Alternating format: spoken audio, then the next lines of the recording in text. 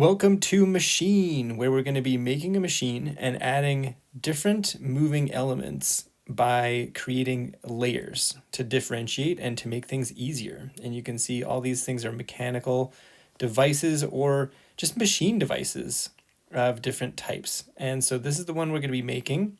And this tutorial is going to show us how to do it on Piskel. So we're going to click Create Sprite to make our workspace. And so we've got our classic workspace. Spot in the middle to draw. We've got tools on the left, we got layers on the left, and we have our preview on the right. Vertical mirror drawing. This is something that you can use. Often machines are symmetrical, but it depends on what they're for. I'm going to click on the colors and I'm going to grab a medium gray. And so with this mirror drawing, you can use this if you'd like to. You don't have to, but it is kind of fun to use. And so I'm going to start off by making kind of a rectangular shape. And as I'm drawing on the left, it's appearing the same on the right. So it's a nice tool if you are going to make something that's symmetrical. Even an element, you can use it just for a couple lines. You could use it for the whole thing if you want. Then what I want to do is come up with some details. So I don't just want a rectangle. I want to make this a little bit more interesting. So I'm going to put a little shape on the top as well using that mirror tool. I'm going to do a couple on the sides to add some visual appeal or solid drawing, as we've heard before in animation. You want to make things visually appealing. If they're generic, people just won't pay attention. I'm going to grab the bucket, the paint bucket, and I'm going to fill in all these open spaces. You could fill them in by hand, but I mean, why? We got all these great tools. All filled in with gray. Now I'm going to grab the mirror tool once again and add another bit of color. And so I'm going to go down to light gray. And once again, it's just about making the machine visually interesting. It doesn't have to be complicated in any way. I'm just doing a couple of lines to give some shapes, and I'm changing the color so that it stands out. So I'm going to be putting this light gray. I'm also going to do some dark gray. So I'm just kind of, not arbitrarily, but just kind of finding my way. And if I ever make a mistake, I can hold down Control or Command and then tap Z to go backwards. Now I'm thinking, maybe we need some darker gray. So let's add that as well. It's going to do a bit of a fast forward so that we can get through this nice and quick. And then I'm thinking about putting some buttons on here, or some lights at least. So getting some lights, I want them to be bright. I want them to show up on the gray. So I'm going to go with bright red and just the regular pen or pencil tool.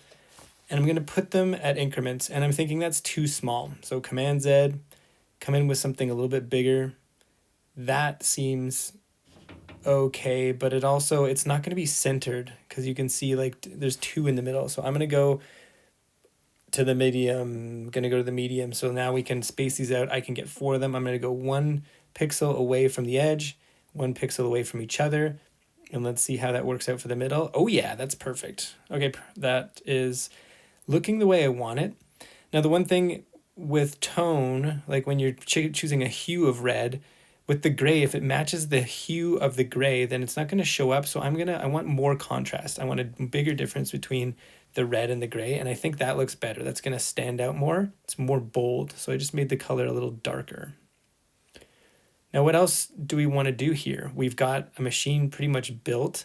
I'm thinking, do I need anything else to put on here?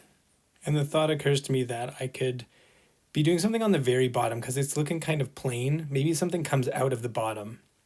And I haven't quite decided what the machine's going to do. I know the lights are going to light up, but what else is going to happen here? So I'm just going to put that down there. And I know that the lights are going to be flashing. So I'm going to pick another color. I'm going to grab purple. And then we're going to head over to the frames and we'll duplicate those because that's the beauty part about doing this digitally, is that we can duplicate, and I'm going to I need at least 10 frames. So I'm going to duplicate 10 frames and then I will be changing some of them. But it's easier to do it this way. And so actually I'm going to start with 7. I'm going to do the 7th one with purple, just change the color on each of these so that it's red for a while and then it changes to purple. And I'll do 2 of those. And then that'll be a long enough blink to show up. And now I'll duplicate some more red ones. And I'm just going to drag them down below the purple ones. Because again, I don't need to remake that. I can just duplicate a couple, Then I have 10 frames, and with 2 purple ones and 7 and 8. And that's great. So then when I look at the animation at this point, you can see that it's mostly red and then just gives a quick little flash. And so that works. So that's my first type, that my element of change or element of movement, is that something's changing. Now the purple is interesting. It's close to red. What I'm going to try, I'm just going to experiment and see what it looks like if I change one of those to yellow. So let's go with frame 7, change them all to yellow, and then right away we'll be able to see the change happen up in the top right. And I think that looks cool. There's like a bit of an extra flash there. It's yellow and red are definitely registering, and the purple is creating this unique effect that people might not know what's happening, but they'll register that it's interesting. And so now we're going to enter in the second part of this. So I want to add something right in here. The next bit of the animation is I want to have a slider bar, something that's moving across. And so this is where the next layer comes in. I'm going to create a new layer by hitting the plus sign. You can see automatically, here's layer 1, it's bright. I'm going to label them. So this is where the lights are. That's the layer with the lights. And I can also, you have to hit enter. And then I'll label the next one lever, maybe a lever, maybe something that's sliding across. I'm not sure exactly what it's going to be, but it's going to go to the side, and you can see once I've clicked on this layer, the other layer is grayed out. I can see the machine, but it's very light. So I'm going to grab the straight line tool. I'm going to grab a new color. And so I think I'll make it in the blues. I think that'll be a good, we don't have anything blue yet. And I'm going to use that straight line tool. And I'm going to make it smaller too. So it's 1 pixel wide. I'm going to make it horizontal. And so now this thing will slide across and it'll be moving from left to right.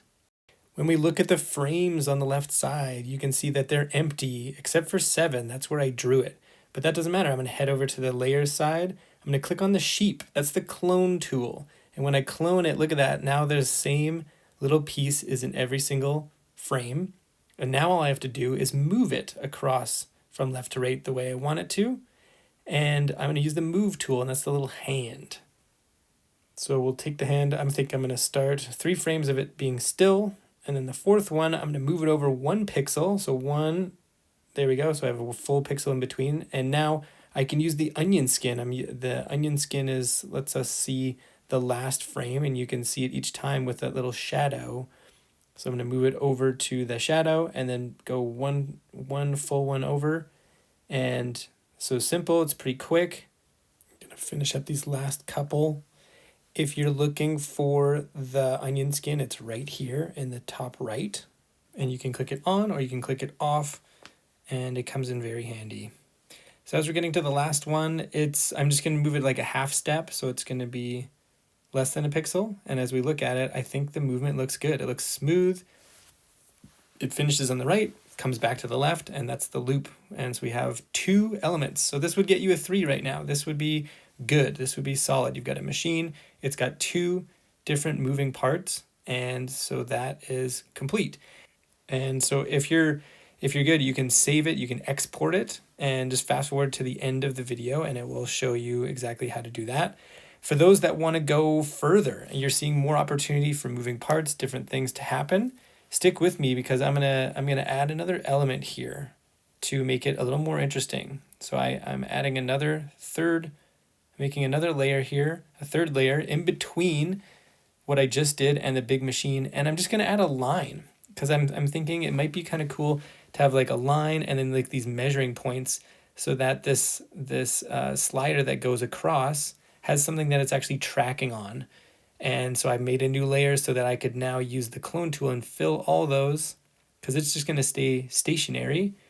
And now that's going across. I like that look of that better. It makes a little more sense in the machine kind of ideal. And so there's another thing. So you can just add other parts on in between layers. That's one of the beautiful parts about layers, that we can keep doing this. So I'm going to add another layer in between once again. And I'm thinking I'm going to make another movement happen. And I want that little black box that I put in the bottom, I kind of want to have maybe like a piece of paper coming out of it or something being output. So I'm going to use the rectangle tool on my new layer, and I'm going to actually animate. So first it starts off as 1 pixel, then it's 2. So this piece of paper, whatever this thing is that's coming out, is just getting gradually bigger, 1 pixel bigger each time. You can have it go faster if you want to. You could also have it going slower. But I like this output. I like this idea of the mid-century machine, and it's got lights, it's got movement, and then it's also got some kind of paper, something being printed out and coming up. And it's a little bit abstract, but I like the look of it. On these last 2 frames, I'm going to have it coming out. So it's going to come out of the tray that it's coming out of fully, like the mouth of the machine. And I'm just going to make it bigger, and then it gets smaller. So at the tail end, it just kind of turns into one line. And then by the time it gets back to the beginning, it's just disappeared. So this is looking good. I really like how much is going on. It's not too much, but it's enough to hold the interest. Now, the one last thing that I haven't done is I haven't added a background. Look at that. It's just checkerboard back here. So it's see-through. I want to add just a color layer. I could add more if I want to, but I'm going to hit the layer button. It's adding one just above the layer that I was on. I'm just going to put it back. And now I want it down in the stacking order. I need it at the back, the very back. So I'm going to use the down arrow, put it down all the way to the bottom. The bottom means the back. The top is the top, if that makes sense. I'm going to choose my color that I want. I want it bright so it pops out. And of course, the easy way to fill the screen is to use the paint bucket. So I'll fill that entire thing. And you can see it flashing in the background. Now I need to transfer it to all the layers on each frame. So hit the clone button. Now every bottom layer has that white background, and this thing looks complete. This is good. I'm satisfied with the way it's going, and it's nice and smooth. You can always adjust the speed. Let's export. So to export, we're going to go up. We're going to play with the scale right off the bat. We don't want it on the bottom. We need it closer to the middle. In the 500s is great, or bigger. We need it looping repeatedly, and we can download it as a GIF. And as normal, we're always going to try it out. Just open it up on your computer or your device to make sure it's working before you submit. And that looks great. And those are the steps to adding layers to create a machine or any type of animation.